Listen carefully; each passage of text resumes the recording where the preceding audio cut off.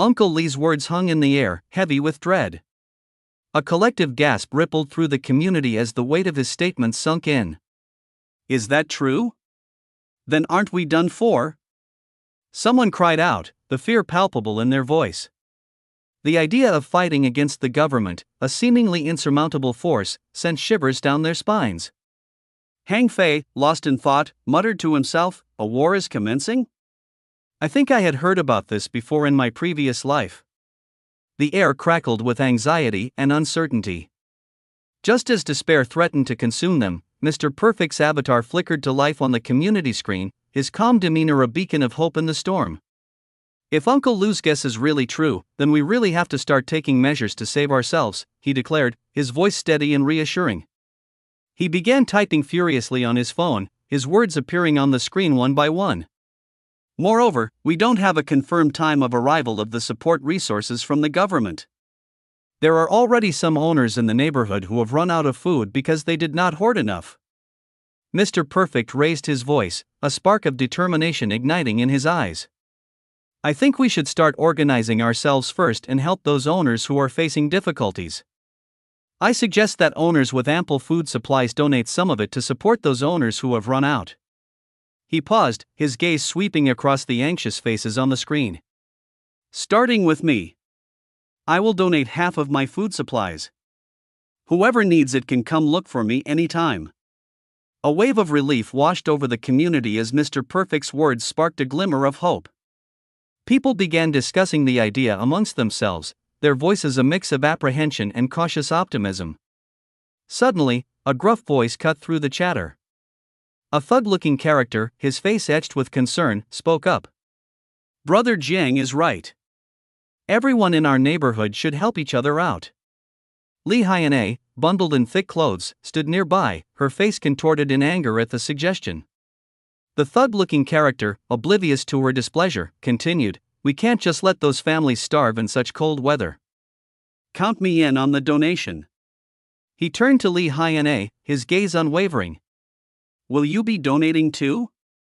His question hung in the air, a challenge to her indifference. Li Hyane sat huddled in her room, the warmth of the heater doing little to penetrate the icy anger that gripped her. Wrapped in thick clothes, she glared at the screen, her face contorted in a mask of fury. Are you crazy, Wu Kuan-yu? She spat, her voice laced with venom. There are so many people here yet you had to ask me? Her mind raced, fueled by a potent mix of resentment and paranoia. Is it because I rejected you before? She hissed, the memory of their past encounter fueling her rage. Feigning a fragile innocence, she forced a trembling smile. I am really sorry, but I don't have any spare food supplies at home. Her words, dripping with insincerity, were met with a chorus of agreement from her loyal followers. Huina doesn't even have enough for herself. Why don't you ask someone else? They shouted, their voices echoing Li Hyane's carefully crafted narrative. Wu Kuan-yu, taken aback by her outburst, stammered, I didn't know that. I was just hoping that all of us neighbors would unite and help each other out. His voice, laced with disappointment, carried a hint of accusation. If we can't guarantee true unity among ourselves, I won't be donating. He declared, his words hanging heavy in the virtual air. The community, fractured by Li Hyane's calculated manipulation, teetered on the brink of collapse. But amidst the discord, glimmers of hope emerged. A few brave souls, their avatars stepping forward, offered their support. Regarding the donation, count me in, one declared. Another chimed in, count me in too. I have medicine. Come find me if you need any. The spirit of generosity, though fragile, refused to be extinguished. Do you need clothes? Mr. Perfect, ever the pragmatist, seized the opportunity to restore order. Let me express my thanks to all of you in place of those owners, he said, his voice calm and reassuring. There's quite a lot of people here. Why don't we appoint some owners to take charge of this? His suggestion, met with a wave of approval, offered a glimmer of hope for a coordinated response. It will be an interim emergency committee that we will establish ourselves to be responsible for the planning and support of donated supplies, he explained, outlining a plan for collective action. Interim Owners Committee, he declared, the words echoing with a sense of purpose. Hang Fei, his mind racing, felt a chill run down his spine. Interim Committee? He muttered, a sense of dread washing over him. I remember that this happened in my previous life too, he whispered, his voice laced with foreboding. The memory of a community betrayed, their resources plundered by those entrusted with their care, sent a shiver down his spine. July 19th, the fifth day of the apocalypse, dawned with a bone-chilling ferocity. The temperature outside had plummeted to a staggering -40 degrees, a cruel testament to the world's descent into chaos. The central heating system, overwhelmed by the relentless cold, had succumbed to the elements, leaving the residents of the building shivering in its wake. Fear and desperation gnawed at the hearts of the survivors as they desperately sought ways to keep warm, to stave off the encroaching frostbite that threatened to claim their limbs. Hang Fei, however, remained blissfully oblivious to the mounting crisis. Cocooned in his heated room, he was lost in the flickering glow of his television screen, his mind consumed by the escapism of a survival show. The show's depiction of a zombie horde, however, sparked a flicker of unease within him. It's the same as my previous life, he muttered, a shiver running down his spine. The situation will only continue to get worse. His contemplation was abruptly shattered by the insistent ringing of his phone. He picked it up, his voice laced with annoyance. Hello, is this Mr. Han Feng, the owner of 18,012? A gruff voice boomed from the other end. I am the person in charge of Block 8. We will be heading down to clear the roads in 20 minutes. After you are done, please head down to the basement car park to look for me to sign. Hang Fei's blood ran cold. The snow is so heavy outside, are you guys blind? He exclaimed, incredulous at the sheer recklessness of the request. Forget it, let's try not to have a fallout with the neighbors, he muttered to himself. I have to lower the possibility of them finding out my secret to the lowest. He reluctantly dragged himself away from the warmth of his sanctuary, his heart pounding with a mixture of dread and determination. Stepping outside, he was greeted by a scene of utter devastation. I have never seen snow piled up so high in my entire life. He gasped, his breath forming icy clouds in the frigid air. The path they had painstakingly cleared the day before was already buried under a fresh layer of snow, a testament to the relentless fury of the blizzard. One of the residents grumbled, his voice muffled by his thick scarf. Let's just push the door open first. Black hair brother, come give us a hand. A voice called out, shattering Hang Fei's momentary respite. He sighed, resigning himself to the inevitable. Okay, he mumbled, his voice barely audible above the howling wind. The group, huddled together for warmth, strained against the heavy door, their combined efforts barely making a dent in the snowdrift that had accumulated against it. Push on the count of 3. Someone shouted, their voice strained with exertion. With a collective grunt, they heaved against the door, the hinges groaning in protest. It finally gave way, unleashing a blast of frigid air that sent shivers down their spines. This snowstorm is too extreme. Someone exclaimed, their words snatched away by the wind. So cold. Another cried out, their voice barely a whisper. The icy air stung their eyes, making it difficult to see. Can't even open their eyes. Someone groaned, their face contorted in pain. Hang Fei, his teeth chattering uncontrollably, shivered violently. We will get serious frostbite if we go out in this weather. We might even die. He shouted, his voice laced with fear. So cold, panic began to spread through the group, their initial determination giving way to despair. We will definitely get frostbite if we go out to clear the paths. One person argued, their voice trembling. Another retorted, their frustration boiling over. Only an idiot would go out in this temperature. As the argument escalated, a new voice cut through the chaos. I am here, Hang Fei's heart skipped a beat. This voice? He thought, a flicker of recognition igniting in his mind. It was the thug-looking man, the one who had previously boasted about his strength and resilience. Why is everyone acting like a coward? He bellowed, his voice booming with an almost unnatural confidence. What we need is a strong attitude and power. He puffed out his chest, striking a pose that seemed utterly incongruous with the perilous situation. Hang Fei, watching the scene unfold, muttered under his breath, "It's indeed brotherly." Some of the residents, their fear momentarily forgotten, tried to reason with him. "Brother, don't try to be brave," one pleaded. "This isn't a game," another added. "That's right, let's wait for the snow to stop first." But Brotherly, seemingly oblivious to their concerns, continued to rant about the importance of courage and determination. With a defiant grunt, he split his cigarette, the ember glowing defiantly in the swirling snow, and began digging furiously with his bare hands. As he dug, a gap began to form, a testament to his raw strength and determination. The others watched in stunned silence as he continued to dig deeper, his face contorted with effort. Suddenly, a muffled cry for help pierced the air, emanating from the gap Brotherly had created. With renewed urgency, they joined him, frantically digging away the snow until they reached a shivering figure.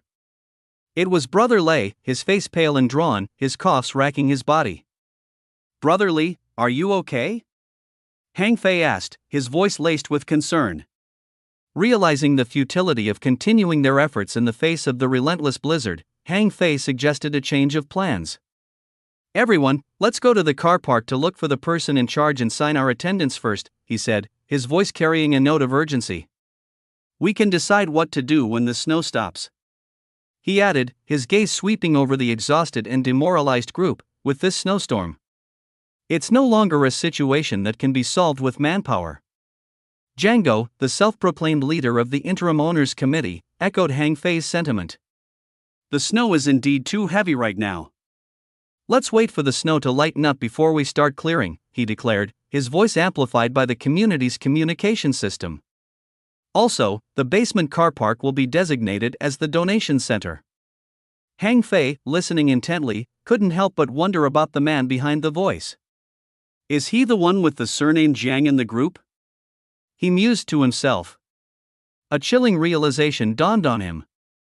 So he is the one that spearheaded the establishment of that scam committee. Django, oblivious to Hang Fei's suspicions, continued his address. "Once again, thank you, everyone, for your support," he said, his voice dripping with false sincerity. "I really did not expect so many owners to be willing to donate their resources. Your generous donations will help even more owners who are in a difficult situation.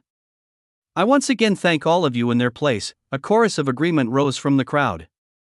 "Everyone faces difficulties at one point or another. It's only right for us to help each other." As the residents dispersed, their spirits buoyed by a shared sense of purpose, Hang Fei couldn't shake off a sense of foreboding. "Just wait and see," he muttered to himself, his gaze fixed on the swirling snow. "This snowstorm lasts forever, and they will regret their naivety." Brother Li, his face still pale from his ordeal, turned to Hang Fei. "I'm leaving first," he said, his voice weak but resolute. "All right, Brother Li," Hang Fei replied, a flicker of concern crossing his face. Zihian, struggling with a mountain of boxes, clumsily bumped her way through the hospital corridor, chirping, "Sorry, please excuse me." Hang Fei, spotting the familiar nurse, thought, "It's that nurse." Just as he suspected, Zihian's precarious tower of cardboard began to topple. He instinctively lunged forward, catching her in his arms as she squeezed her eyes shut, bracing for impact. "Are you all right?" he asked, concerned. Zihian, gazing up at her rescuer, breathed, "Thanks," then, her eyes widening in recognition, exclaimed, "It's you." She leaned down, peering at his leg with concern. "How's your leg?" she asked. Hang Fei, wary of revealing his powers, mumbled, "It healed." Hang Fei stood with his chest puffed out in pride as he declared to Jin Shui, "Since my youth, my recovery rate has been exceptional. I can bounce back from common injuries in just a few days. That's why I heal so quickly." Jin Shui's eyes widened in amazement as she exclaimed, "That's incredible." Hang Fei, though initially taken aback by her enthusiastic reaction, wondered if she truly understood the magnitude of his claim. Determined to demonstrate his abilities, he decided to put his words into action and offered to help Jin Shui with a stack of heavy boxes. "Let me assist you," he said, his voice brimming with confidence. Jin Shui furrowed her brow with concern and replied, "It's okay. They're very heavy." But Hang Fei, eager to impress her and convinced of his own strength, insisted, "I am strong." Swayed by his earnestness and perhaps a touch of amusement, Jin Shui shyly conceded, since you insist, I suppose I can trouble you. As Jin Shui released the boxes, Hang Fei braced himself, expecting a manageable weight. Instead, the boxes felt impossibly heavy, and his arms began to tremble under the strain. He shot Jin Shui a bewildered look, silently questioning how she had managed them so effortlessly. What exactly do you have in these? He gasped, struggling to keep his balance. Jin Shui, with a knowing smile, replied, these are mainly medical supplies. I'm donating them. Noticing Hang Fei's struggle, Jin Shui tilted her head and flashed him a disarming smile. It's too heavy, she said sweetly. Why don't you let me carry it?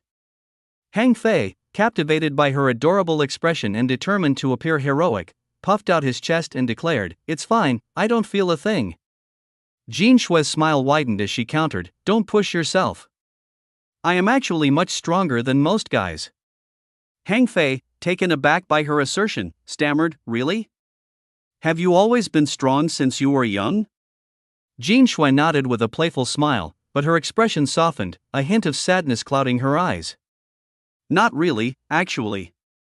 There's a reason behind it. Hang Fei, his curiosity piqued, leaned in, eager to learn more. But before he could press further, Jin Shui, blushing furiously, changed the subject. It's nothing. It's just that something happened. I can't really explain it clearly. As Hang Fei pondered the mystery behind her strength, Jin Shui, seemingly eager to shift the focus away from herself, chirped, right, I still don't know what your name is, our hero, his cheeks flushing under her gaze, mumbled, my name is Hang Fei. Jin Shui, her eyes sparkling with delight, responded like a gentle breeze, I am called Jin Shui. Nice to meet you. Hang Fei, completely smitten by her charm and the musicality of her name, found himself speechless. Jin Shui, sensing his bashfulness, continued with infectious enthusiasm, so Hang Fei, what do you do? Hang Fei, his cheeks burning with shame, mumbled, I'm just an unemployed person. Jin Shui, her eyes widening in surprise, exclaimed, wow. Hang Fei, taken aback by her reaction, retorted, what's so surprising about an unemployed person? Before Jin Shui could clarify her astonishment, a man barreled past, his shoulder clipping hers. Jin Shui stumbled, falling into Hang Fei's arms. Something soft pressed against him, sending a jolt of heat through his body. He blushed furiously, his heart pounding in his chest. Sorry, Jin Shui murmured, her cheeks flushed a delicate pink. It's fine, Hang Fei stammered, his gaze fixed on the spot where she had touched him, unable to tear his eyes away. The lingering warmth of her touch sent shivers down his spine. Suddenly, a voice dripping with saccharine sweetness cut through the air, Hi, Hang Fei. Why didn't you tell me you were out here? Li Hyuna, Hang Fei's most persistent and infuriating adversary, materialized before them, her eyes narrowed with a possessive glint. As she drew closer, her perfectly coiffed bun, strategically placed for maximum seduction, fell into Hang Fei's hand. Li Hyuna, flustered and caught off guard, stammered, who is she? Your friend? Jin Shui, with the speed and decisiveness of a seasoned superhero like Saitama, snatched the boxes from Hang Fei's grasp before he could even register her movement. Observing the charged atmosphere between Hang Fei and Li Hyuna, she declared, you two can continue chatting. I won't disturb you. I will carry it over myself, thank you. Hang Fei, still reeling from the encounter, managed a weak, okay. He watched as Jin Shui, with an air of quiet determination, strode away, her figure disappearing around a corner. Li Hyuna leaned closer, her perfume a cloying cloud around them, and her lips curled into a sly smile. So, she purred, who was that? Hang Fei, his mind still reeling from Jin Shui's unexpected departure, could only stammer, she's just someone I met. Li Hyuna's smile widened, a hint of malice flickering in her eyes. Just someone you met, she repeated, her voice laced with disbelief. She seemed rather attached to you. Desperate to escape Li Hyuna's suffocating presence, Hang Fei blurted out, why are you here? Li Hyuna's eyes widened in mock concern. I came down to receive supplies. You didn't contact me. I was worried that something had happened to you. Hang Fei, unconvinced by her theatrics, mumbled, I was just about to send you a message, liar. Li Hyuna retorted, her voice dripping with sarcasm. I saw you happily chatting away with that lady just now. Knowing Li Hyuna's penchant for drama and manipulation, Hang Fei decided to play along. She adopted a fake expression of concern and said, "That's right, Hang Fei, do you have any spare food supplies at your house? I almost ran out. Can you share with me?" His mind racing, Hang Fei saw an opportunity to turn the tables. He smirked inwardly, relishing the chance to outsmart his persistent adversary. "I don't have much food left," he said, feigning reluctance, "but I can share some with you." "But you still haven't replied to the message that I sent you a few days ago." Seizing the moment, Hang Fei leaned closer, his voice dropping to a conspiratorial whisper. "Want to come to my place and accompany me for a few days?" Taken aback by his sudden proposition, Li Hyona feigned disinterest. "I didn't get what you meant at that time," she said, her voice trembling slightly. "If you want me to chat with you, you can just look for me online." Feigning boredom, Hang Fei turned away from Li Hyona. "Looks like you aren't on board. I am going back." His nonchalant dismissal stunned Li Hyona. She hadn't expected this sudden shift in his demeanor. As Hang Fei began to walk away, Li Hyona, desperate to regain control, reached out and grabbed a piece of his clothing. "Wait," she said, her voice softening, a flicker of desperation in her eyes. "I didn't mean to upset you. I feel like you have changed recently." Li Hyona's voice trembled with feigned vulnerability. "You know that I have always been very serious about my feelings." Tears welled up in her eyes, her perfectly crafted mask of sadness and shivering innocence designed to evoke sympathy. "I don't want people to think that I am with you just because you are rich. So you can give me more time," she pleaded. Hang Fei, his cheeks burning with a mixture of disbelief, called out her name, his voice laced with a hint of desperation. But inside, his mind screamed, "If I hadn't already died once, I would have believed you. I really want to tear off your ugly mask right now." He clenched his fists, his body trembling with suppressed rage. He knew Li Hyona's true intentions, the web of deceit she had woven around him. He yearned to expose her, to rip away her facade and reveal the manipulative viper beneath. But he held back. He couldn't risk revealing his knowledge of her betrayal, not yet. He needed to tread carefully, to gather more information about the man she was conspiring with. "Wait, why do I have to go look for him?" he thought to himself, his mind racing. "I'll let Hyona bring that man over again. I just have to proceed like I did in my previous life." Suddenly, Hang Fei shifted his behavior, his expression softening into a playful grin. "I was just teasing you," he said, his voice laced with mock innocence. Li Hyona, caught off guard by his sudden change in demeanor, stared at him in disbelief. Hang Fei, relishing her confusion, continued, "I was waiting for your reply. I will deliver some food supplies to you tomorrow." Li Hyona, overjoyed by his apparent change of heart, squealed with delight. "Really? Hang Fei, you are the best." Her eyes gleaming with a triumphant glint, Li Hyona replied, "Then I will go back first. Let's talk online if there's anything else to discuss." Hang Fei, maintaining his facade of nonchalance, waved her off. "Take care and don't catch the flu." As Li Hyona turned away, a sinister smile spread across her face.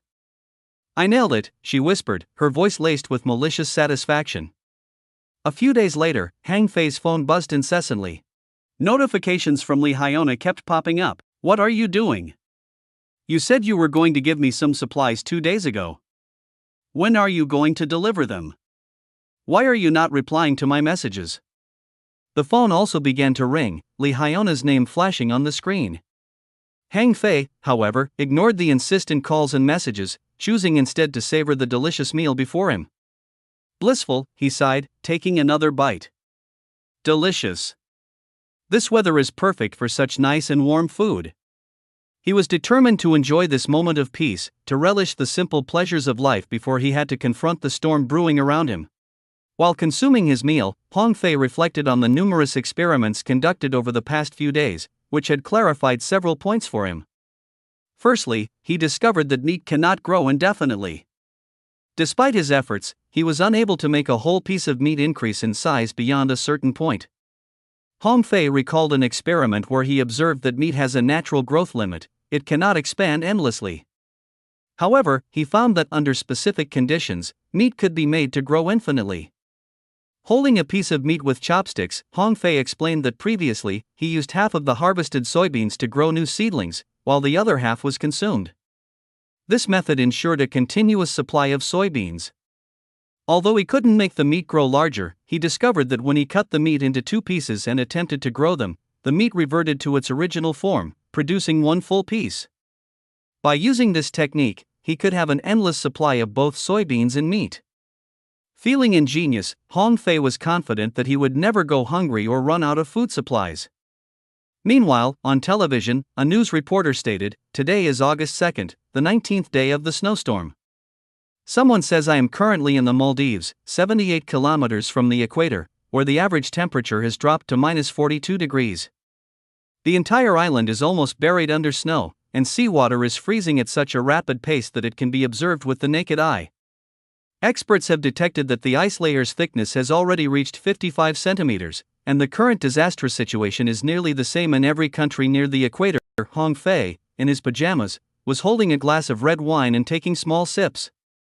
He remarked, "The reality is far worse than what the media has reported."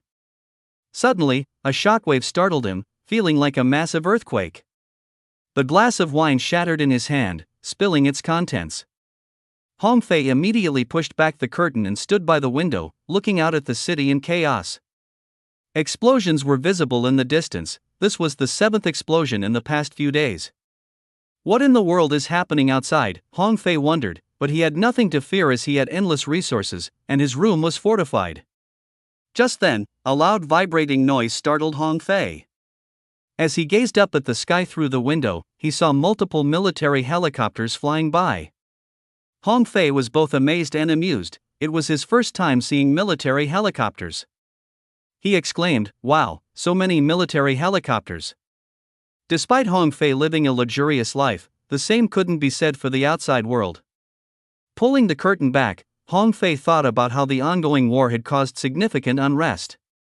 Most residents in the underground parking area were trading goods and supplies, but they were clearly not happy. They were arguing for some reason, with some people extorting large sums of money in return for resources. Even those who had donated half their supplies were being charged exorbitant amounts to get some provisions back, which led to fights breaking out. People were extremely unhappy. A man in a white jacket grabbed another man in a blue jacket, accusingly saying, "The guy with glasses, Django, said all the supplies are free, so why are they charging money?" He was furious. Meanwhile, Django, with a group of people and a clipboard, was distributing supplies. It turned out that only Django was giving out free supplies, while some people were exploiting the situation by selling their own provisions at high prices. Despite his luxurious living conditions, Hong Fei decided to venture down into the frigid outdoors. Even wearing the warmest coat, the cold air made him sneeze.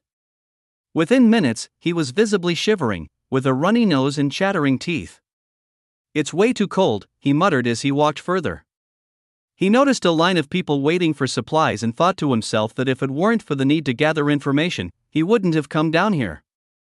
In the background, people were shouting, "Don't cut in line," and "Who cut in line?" They were panicked and furious.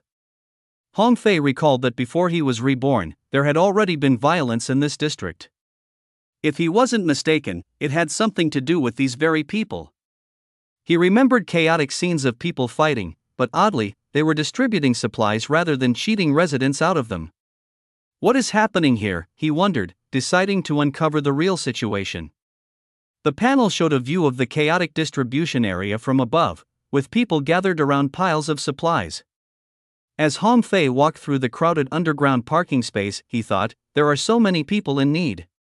He looked toward a distribution point where someone in line complained that he had handed over several boxes of supplies initially, but now received much less food in return.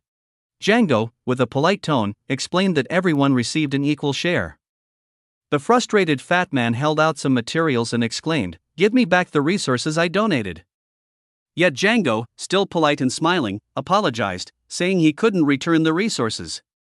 He continued, stating the disaster was ongoing and hoped the man would consider the bigger picture. The annoyed man retorted, "Who knows how long this disaster will last? I just want my materials back." But by this point, people already saw Django as their savior. The crowd reacted, telling the frustrated man to stop causing trouble. Django reassured him that he would be compensated, urging him to trust in him. Another voice added, "Have some shame. He just wants more supplies." The crowd grew more agitated. Someone yelled for the man to take his share and leave because everyone was waiting for food. Another voice told him not to embarrass himself, as supplies given out would not be returned. Eventually, someone shouted, "Hurry up, you pig!" Hong Fei observed the scene with a slight smirk, thinking, given the current situation, there's no way they'll let him take the supplies back.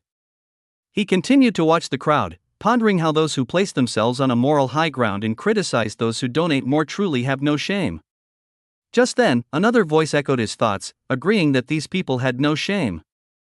It was none other than Brother Li. With a tired expression, Brother Li raised his hand and greeted Hong Fei. Hong Fei responded with a smile, remarking how long it had been since they last saw each other. Brother Li laughed, noting that he was still surviving. However, he confessed to feeling weak and anxious. Hong Fei asked if he was really okay with his current situation. Brother Li explained that he had been subsisting on water and minimal food for the past few days, his stomach growling loudly. Hong Fei, surprised, asked if he truly had no supplies left since the other day. Brother Li admitted that he had collected a large amount of supplies but had donated most of them to the committee to help their neighbors. Now, with the stored food at home depleted and the disaster ongoing, the committee had denied him further supplies. Brother Li, visibly weak and with his skin starting to shrink, expressed regret. If he had known things would turn out this way, he wouldn't have given away his resources. He lamented that even if he made a scene to get his supplies back, it would only cause a commotion. Hong Fei listened thoughtfully and then, with a smile, called out to Brother Li, who looked at him curiously. Hong Fei put his arm around Brother Li and asked if he could help him with something. Intrigued, Brother Li inquired what it was.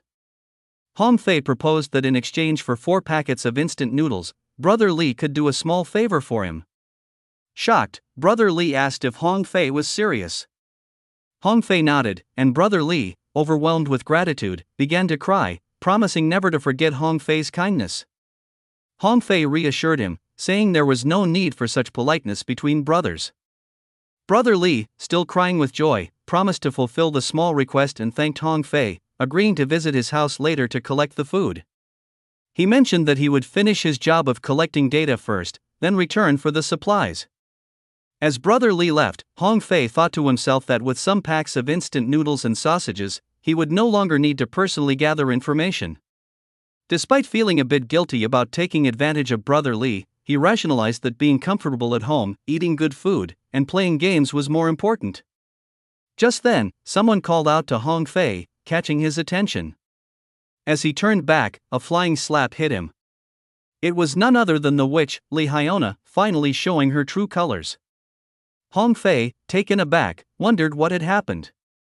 The woman expressed her deep disappointment in him, saying that Hong Fei had truly let her down too much. Li Hyona's patience had worn thin. 2 unanswered calls and a barrage of ignored messages had pushed her to the brink.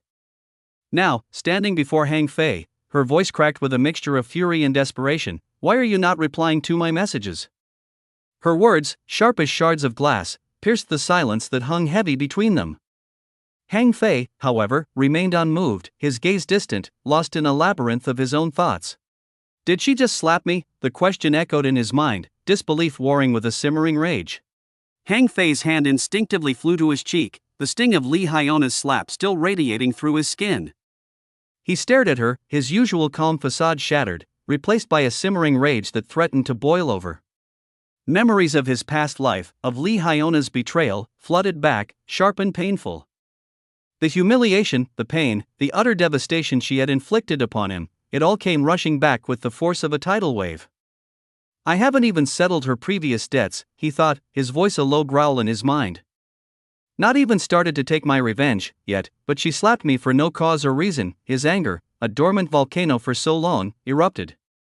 His face, usually placid and serene, contorted into a mask of fury. Did you really think I am easy to bully? He thought, the words laced with venom. Li Hyona, oblivious to the storm brewing within him, continued her tirade. Are you deaf or are you mute? Do you not hear me talking to you? She shrieked, her voice shrill and demanding. Hang Fei's eyes narrowed, his gaze hardening like steel. He had endured her manipulations and deceit in his past life, but this time, things would be different. He would not be a victim again. He took a deep breath, forcing himself to remain calm. He knew that reacting impulsively would only play into her hands. He needed a plan, a strategy to dismantle her carefully constructed facade and expose her for the manipulative viper she truly was. This time, I will make her pay for everything. A cold, calculating glint entered his eyes. Sorry, Huina, he said, his voice laced with a sadness that was both genuine and calculated. The situation, he paused, letting the weight of his words hang in the air. Hang Fei, a master storyteller, knew the power of a well-placed narrative. He had spent years honing his skills, weaving tales that could sway hearts and minds. Now, he would use those skills to manipulate Li Hyona, to play on her greed and self-interest. Li Hyona's eyes widened in surprise. What? Stolen, yes, Hang Fei confirmed, his voice heavy with despair. I placed the resources outside my door and went back in to get my keys, but they were gone by the time I came back out. He trailed off, his shoulders slumping in defeat. Li Hyona, ever the opportunist, seized upon the opening. Then did you look for it? She demanded, her voice sharp with urgency. Hang Fei nodded, his expression a picture of dejection. Li Hyona, I searched everywhere, but there's no sign of them. He paused, his gaze dropping to the floor. But we haven't found any clues at all. Li Hyona's eyes gleamed with a predatory hunger. Do you still have resources? She asked, her voice laced with a barely concealed eagerness. Hang Fei sighed, his face etched with despair. Not much. It will only last me a few days if I only eat one meal a day, he said, his voice barely audible. Li Hyona, her mind already calculating, smiled a smile that didn't reach her eyes. That's great, she exclaimed, her voice dripping with false sympathy. A dark aura seemed to emanate from her as she leaned closer, her smile widening into a predatory grin. You can split half with me and just eat one meal every 2 days then, she declared, her voice laced with a chilling sweetness. That way we can both get through this disaster together. Hang Fei's inner voice seethed with disgust. How shameless, he thought, his mind a whirlwind of anger and contempt.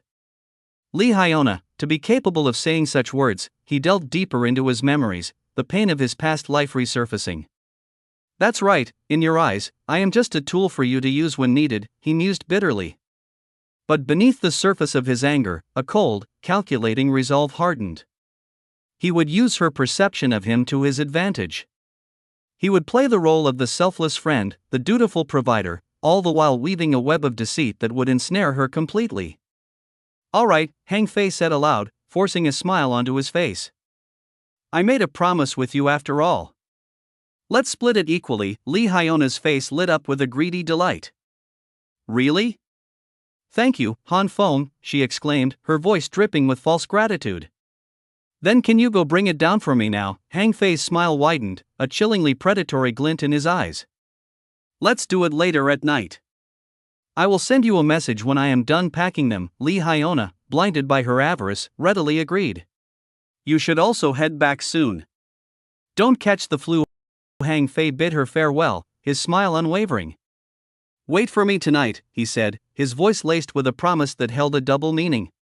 As Li Hyona skipped away, oblivious to the danger lurking beneath Hang Fei's placid facade, the snowstorm outside intensified. The wind howled, and the temperature plummeted, freezing everything in its path.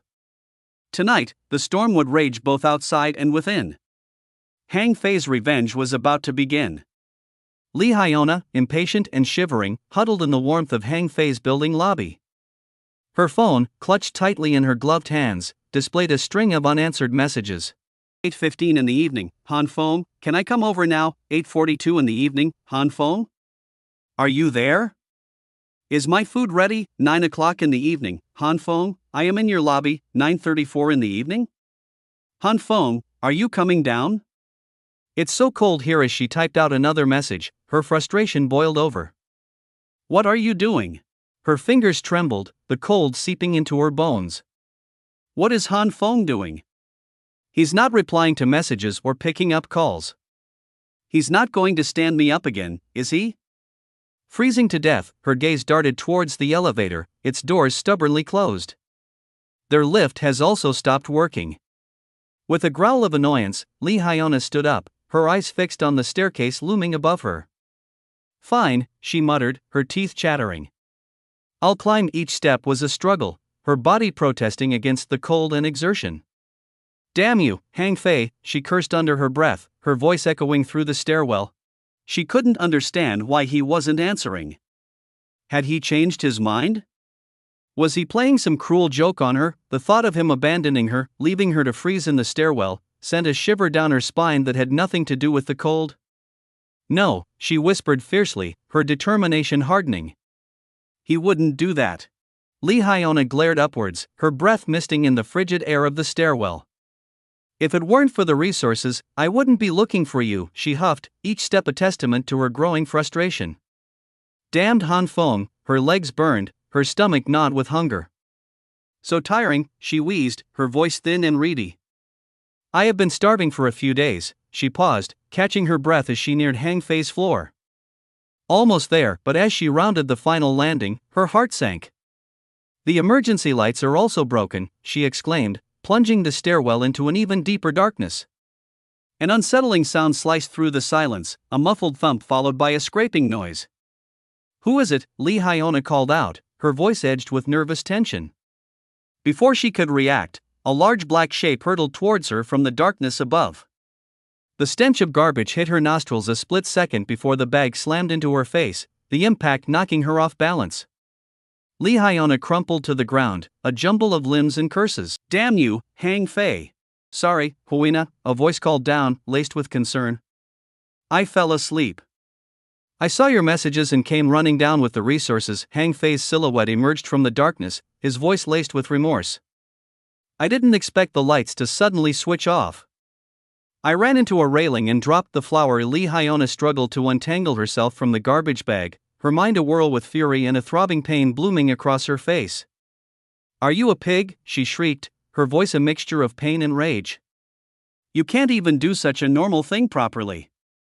First, you make me climb these stairs in the freezing cold, and then you assault me with trash? What is wrong with you? Lee Hyona fumed, her internal monologue a stream of unfiltered vitriol that would have made a sailor blush. She didn't dare voice her true thoughts though, not while she was still reliant on Hang Fei for her survival. But the incident cemented a cold, hard truth in her heart. She couldn't wait to be rid of him, so disgusting. Lee Hyona spat, gingerly picking bits of refuse off her coat. Hang Fei suppressed a smirk, his eyes gleaming with malicious satisfaction. This is something I specially prepared for you, he thought, relishing her disgusted expression. Here, he called out, holding up a bag overflowing with wilted vegetables and questionable leftovers. These are my remaining resources. Lee Hyona recoiled, her nose wrinkling in distaste. Aren't all of these already moldy? They look like trash. I had to eat carefully to keep so much of these leftovers in stock, Hang Fei replied, his voice carefully neutral. So dirty. Is this even edible? Lee Hyona questioned, mixture of disgust and reluctant hunger. Hang Fei's grip tightened on the bag, his voice hardening. If you don't like it, give it back. Driven by days of gnawing hunger, Lee Hyona snatched the bag, her earlier disdain forgotten. Who said I didn't want it? Hang Fei watched her, a humorless smile playing on his lips. Heh, so this is the goddess that I was pursuing with all my might, he thought, his gaze cold and calculating. Lee Hyona, oblivious to his thoughts, was already rummaging through the bag, her eyes lighting up as she pulled out a particularly questionable piece of fruit. The surface has turned black, but the inside should be fine, she mumbled, her voice thick with anticipation. I should be able to eat it after I peel it with a knife. She glanced up, her eyes demanding. Give me the flour too. Hang Fei willingly handed over the bag of spilled flour, his smile widening as Lee Hyona clutched it with a triumphant grin. Great, there's still half of it left, she exclaimed, her initial disgust forgotten in the face of her insatiable hunger.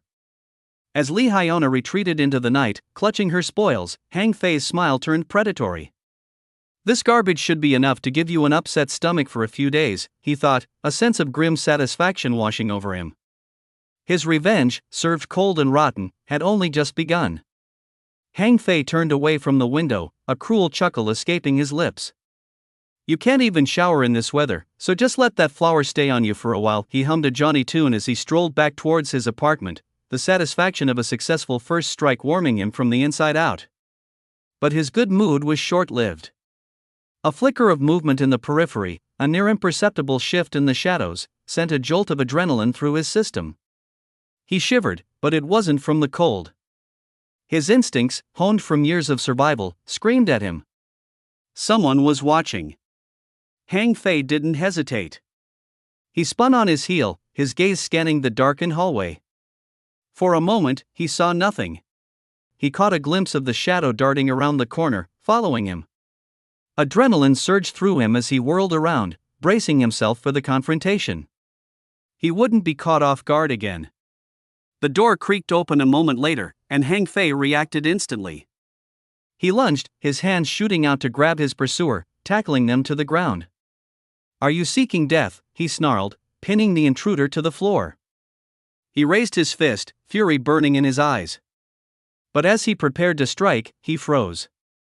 The figure beneath him was small, slight. A girl, barely more than a teenager, stared up at him with wide, terrified eyes. Han Feng, fueled by adrenaline and suspicion, burst from his hiding spot like a coiled spring released.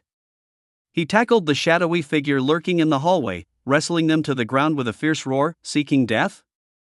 His triumphant yell caught in his throat as he realized he had pinned a young woman beneath him. Her face was pale with shock, her wide, expressive eyes reflecting the dim light of the hallway like startled deer. Embarrassment warmed his cheeks, but suspicion still lingered. "Are you following me? What are your intentions?" he demanded, his voice a mixture of accusation and awkwardness. The girl remained silent, her body rigid under his weight. Frustration gnawed at Han Feng. "You don't want to say it, right?" he pressed, his hand instinctively tightening on her arm, a misguided attempt to intimidate her. "If you don't tell me, I'll strip you naked." The threat hung in the air, heavy and inappropriate, yet still, she offered no response. Only a stubborn silence and a flicker of defiance in her eyes met his challenge. Exasperated, Han Feng released her. "Forget it," he muttered, turning away, dismissing her as a foolish kid playing a dangerous game. He started towards his own apartment, the warmth of his home beckoning him away from the cold and the strange encounter. "Go home," he said over his shoulder.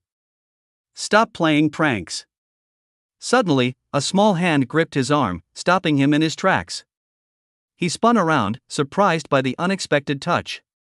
The girl stood before him, her gaze unwavering and intense. "Stop staring at me like this," he snapped, his patience wearing thin. "If you don't say anything, I'll leave." Instead of speaking, she pointed a slender finger down the hallway towards her own apartment and tugged gently on his arm, urging him to follow. Intrigued and against his better judgment, Han Feng allowed himself to be led to her door. He couldn't explain the sudden shift in his resolve, but something in her silent plea had piqued his curiosity. He stepped inside, his eyes widening in surprise. The small apartment was a stark contrast to the bleak, snow-covered world outside. Stacks of food supplies and boxes lined the walls, creating a sense of preparedness that bordered on obsessive. A cozy warmth emanated from within, a comforting haven against the burgeoning storm. "Did you know there would be a snowstorm?" he asked, his voice tinged with disbelief, the question hanging in the air as he took in the unusual sight. The girl remained silent for a moment, moving about the apartment with an almost unsettling calm. She began to shed her outer layers of clothing, revealing practical, warm attire underneath. Finally, she spoke, her voice low and even. "It was just a calculation result. This is an ice age. There's a thief in the group." Her cryptic words hung in the air, leaving Han Feng more confused than ever. What did she mean by ice age? And what was this thief she spoke of? He looked at the young woman, a strange mixture of fear and fascination swirling within him. "So, you're the one," Han Feng breathed, piecing it together. "You're the one from the group who kept talking about the ice apocalypse." Amazing, he trailed off, taking in the scene before him. "But why bring me here, to your apartment, just to talk about this?" She didn't answer verbally, instead pointing a slender finger towards a bank of screens that glowed softly in the dimly lit room. Han Feng's gaze followed, and his blood ran cold. Displayed on the monitors was footage of him. Him meticulously stockpiling food, him siphoning gas into extra canisters, him receiving a sniper rifle from a man he knew as Brother Lee. Every step he had taken to prepare for the impending disaster had been recorded. "Are you spying on me?" he stammered, the accusation catching in his throat. The girl remained unnervingly silent, her lack of response more unsettling than any denial could have been. She began to shed her outer layers of clothing, and Han Feng's mind spiraled. "Why are you taking your clothes off?" he blurted out, his voice cracking with a mixture of alarm and something else he couldn't quite name. He instantly regretted the question. "That wasn't I didn't mean." His internal monologue screamed at him as his imagination conjured unwanted images. "Stop taking your clothes off. Put your pants back on." He averted his gaze, feeling his cheeks flush crimson. The silence stretched, punctuated only by the soft rustle of fabric and the hum of the monitoring equipment. Finally, she spoke, her voice barely a whisper.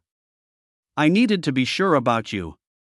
The next thing Han Feng knew, they were seated on the sofa, a comfortable distance apart. "So," Han Feng began, trying to piece together the puzzle swirling in his mind, "you were spying on me because you became suspicious of my preparations, my stockpiling before the snowstorm hit.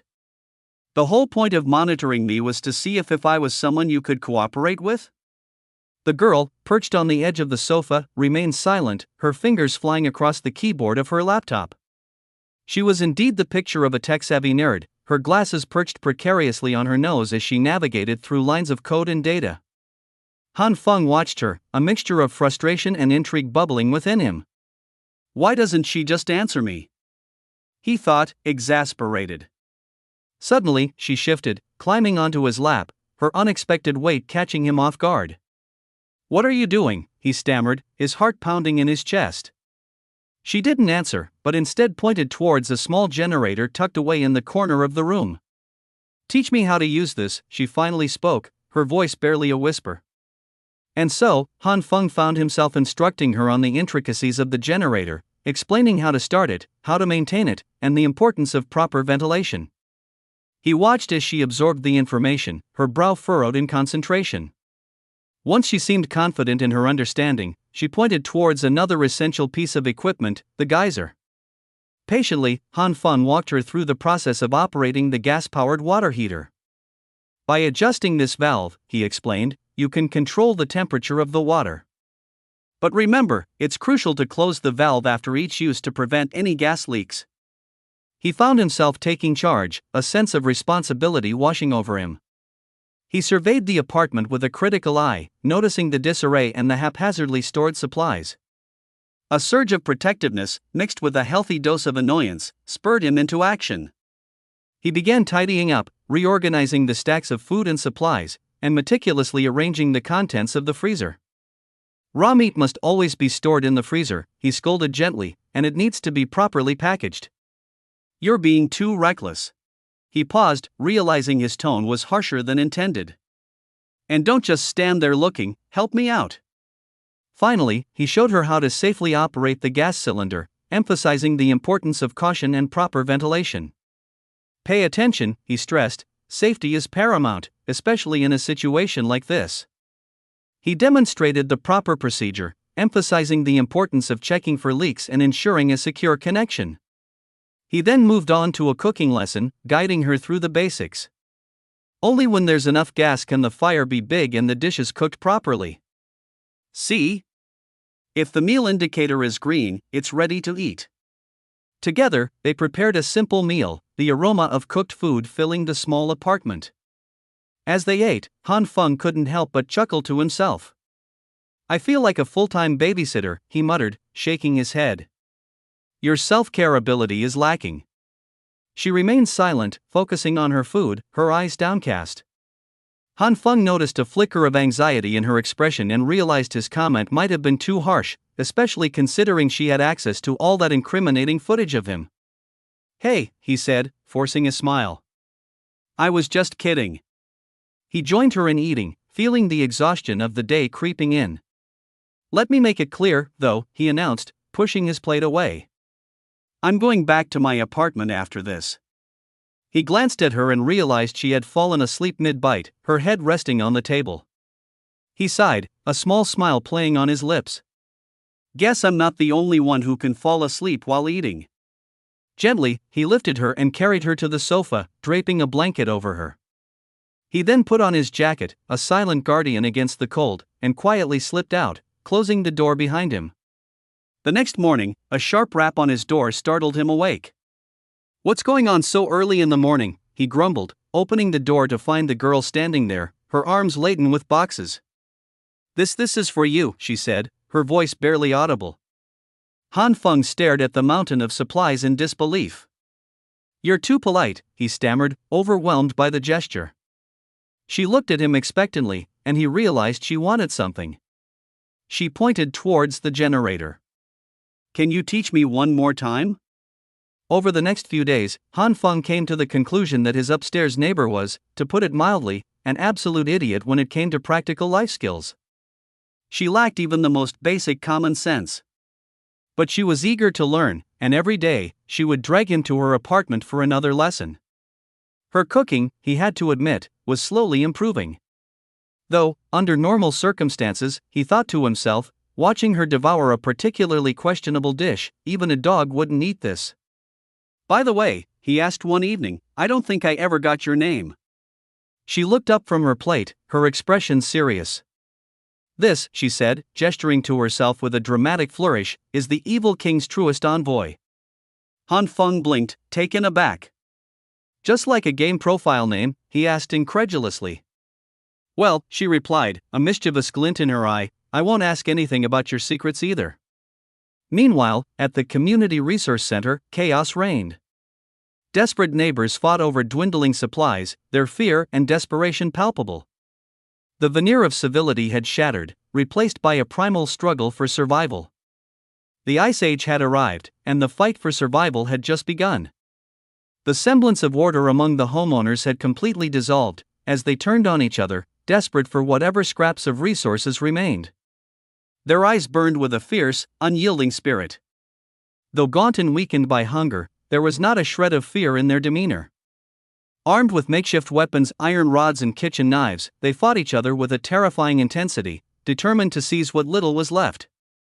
Dark, sticky blood spattered across the clothes and shoes of the man in glasses, who stood apart from the chaos, observing expressionlessly as a neighbor nearby was struck across the face.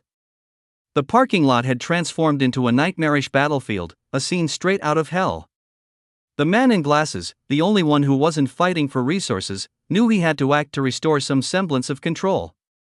With a calculated calmness, he pulled out a megaphone, switching it on and emitting a deafening noise that forced everyone to cover their ears. The sudden interruption drew all eyes to him. After taking a deep breath, he spoke loudly and clearly, "Have you all had enough? Beaten each other senseless over scraps? Is this what we've come to?" As he spoke, he reached out to help the man who had been struck to his feet, using the gesture to underscore his point. "Isn't it absurd," he continued, "that we're tearing each other apart for the last few supplies?" A man, hefty and bespectacled, retorted angrily, "You've got some nerve saying that. It was your idea to donate supplies in the first place, and now my family is down to surviving on a single pack of instant noodles for days." Another voice from the crowd chimed in, agreeing, "Yes, if we don't grab what's left, we'll starve to death." The man in glasses, unfazed, responded in a steady, convincing tone, "Yes, the distributed supplies are running out, and the donations aren't enough. But even if you grab the last of it, how long do you think it will last? It's not going to save you. This madness is ridiculous. Think carefully who really caused this situation." Someone from the crowd shot back, "You did." But the man in glasses remained calm, shaking his head. "No, it wasn't me. You've all forgotten who's to blame, so let me remind you." He bent down, picking up a piece of bread that had been trampled on the ground, and crushed it in his hand. A loaf of bread that used to cost a few yuan was hiked up to dozens, even hundreds, by those who hoarded supplies. They've divided a loaf into tiny portions to auction off, squeezing every last yuan from you, profiting off this disaster. And now, after spending all your money, you're fighting each other for the scraps. Isn't that absurd? They hoarded the supplies, they jacked up the prices, and now you're the ones who are starving. Is this fair? Shouldn't we be uniting in this snowstorm instead of tearing each other apart? If we must fight, why not take back what's ours from those who kept it from us in the first place? A heavy silence fell over the crowd as his words sank in. He was right, it wasn't fair. The realization spread through them like wildfire. The man in glasses had successfully planted the seed of dissent, and now all it needed was a gentle nudge. He provided that nudge, saying, "It's their fault. They made us suffer like this." That was all it took. The crowd, now united in their anger, turned their wrath towards the homeowners who were believed to have hoarded supplies. "Take back what's ours," they shouted, surging towards the buildings. An unmistakable smile crept across the lips of the man in glasses. He had manipulated the situation to perfection, turning the mob to his will. But among the crowd, Brother Lee, who had been quietly gathering information for Han, saw the situation spiraling out of control. He watched the mob's fury redirect towards the homeowners and knew he had to act fast. With a serious expression, Brother Lee pulled out his phone and quickly texted Han, knowing his brother needed to be informed immediately. Meanwhile, the relentless snowstorm outside showed no signs of letting up. It was as fierce as ever, a harbinger of even worse to come. Inside Han Fong's apartment, however, everything was eerily quiet. Han was completely passed out, oblivious to the phone that dinged a few times with urgent messages. As Han Fong woke up and checked his messages, he immediately wondered if they were from Brother Lee. Indeed, it was Brother Lee, warning him of the chaos unfolding in the underground parking lot. "Brother, something bad has happened," Brother Lee wrote. "These people have gone crazy. They're planning to raid the homeowners upstairs for their supplies." Curious and alarmed, Han Fong quickly asked who they were and who this John was that Brother Lee mentioned. Brother Lee responded, explaining that John was the one inciting the other residents to rob their neighbors' apartments. "They're picking the locks of every unit," Brother Lee added. Reading this, fear gripped Han Fong. He leaped off the sofa, heart pounding, and asked Brother Lee if the raiding had already started and whether the mob was armed. Brother Lee confirmed his worst fears. "Yes, they're all armed." "Hide if you can, but don't confront them head-on," Brother Lee urged. Han Fong replied that he understood and advised Brother Lee to be cautious as well. Immediately, Han Fong began taking precautions. He checked his door locks, ensuring they were fully secured, then hurried to close the curtains. He hadn't anticipated things would escalate to this point. Though he had 2 guns stashed away to protect himself, he knew that if the situation became an organized assault, once his stockpile of supplies was discovered, he would be swarmed by desperate, crazed neighbors. If that happened, everything he had painstakingly hoarded would be devoured until nothing remained. Determined to be prepared, Han Fong grabbed some tools, 2 fire extinguishers, and a long cable before heading straight to his front door. He attached the cable to the door handle and insulated it thoroughly with duct tape and other materials. He also positioned the fire extinguishers nearby, ready to use them if needed.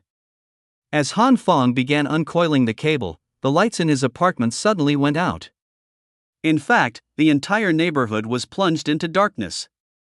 The neighbors started to murmur and complain, asking each other if they still had electricity. Now, with both water and electricity cut off and no functioning heating system, the cold became a lethal threat. Frustrated homeowners turned to the property management team for answers but soon discovered they had no cell signal. They also realized that the surrounding buildings were also without power. Han Fong watched everything unfold from his window. He had anticipated that the combination of the snowstorm and the overuse of electricity for heating would eventually lead to a power outage. Given the severe weather conditions outside, he knew it was unlikely that the power would be restored anytime soon. Repairs were out of the question with the snow and freezing temperatures making any outdoor work nearly impossible. Recognizing the dire situation, Han Fong decided it was time to use the home generator he had prepared in advance. He poured gasoline into the generator, knowing full well that the power and internet outages might be permanent. Once the other homeowners realized the electricity was gone for good, panic would set in. That panic would inevitably lead to more violent riots, plunging the entire neighborhood into a state of lawlessness, a brutal survival of the fittest where chaos would reign supreme. Meanwhile, just half an hour earlier, Hyona had managed to find someone willing to share some food. She was now impatiently slurping down a bowl of instant noodles. The man who had given her the noodles explained that he had bought all his supplies from the homeowners in their group chat, paying 50 times the normal market price. He bragged about how those fools couldn't stop talking about what a good deal they thought they'd gotten. In total, he had spent over 500,000 yuan on supplies. He had even auctioned off some of the items, making a small profit from the desperate buyers who rushed to purchase them. The man, feeling emboldened by his perceived control, reached out and touched Hyona's cheek, asking with a smug grin, "How about it? Are you willing to follow me?" Knowing it was time to put on an act, Hyona nodded in agreement, playing the part convincingly. Satisfied, the man thought to himself that as long as he had the supplies, he could do whatever he wanted with her from now on. But just as he was beginning to revel in his supposed power, he was abruptly interrupted by the sound of noise coming from outside his apartment door. Startled, he frowned and stood up, frustration and irritation quickly bubbling to the surface. "Who the hell is making noise outside at this hour?" he muttered to himself, completely unaware of the peril that was creeping towards him. Unbeknownst to him, the neighbors, whipped into a frenzy by Zhang's incitement, had all decided to raid his apartment, convinced he was the one who had hoarded their much-needed supplies. As he strained to listen, he could hear the faint murmurs of the homeowners on the other side of the door, plotting how to break in. They were whispering among themselves, trying to confirm if this was indeed the apartment of the person who had greedily bought up all their food. The man's heart began to race as the sounds of the lock being picked became more urgent. When it became clear that the lock wasn't giving way, the group decided on a more direct approach. They would kick the door down. The first few kicks were met with resistance, but the door, not built to withstand such force, eventually gave way with a loud crash. The man stumbled back, staring ahead in disbelief as the door swung open, revealing a group of homeowners, their faces gaunt with hunger, eyes burning with desperation and rage. They were armed with whatever they could find: kitchen knives, iron rods, anything that could be used as a weapon. The sight of them sent a jolt of fear through him as he realized the gravity of his situation. He had underestimated the lengths to which desperation could drive people, and now he was face to face with the consequences of his greed.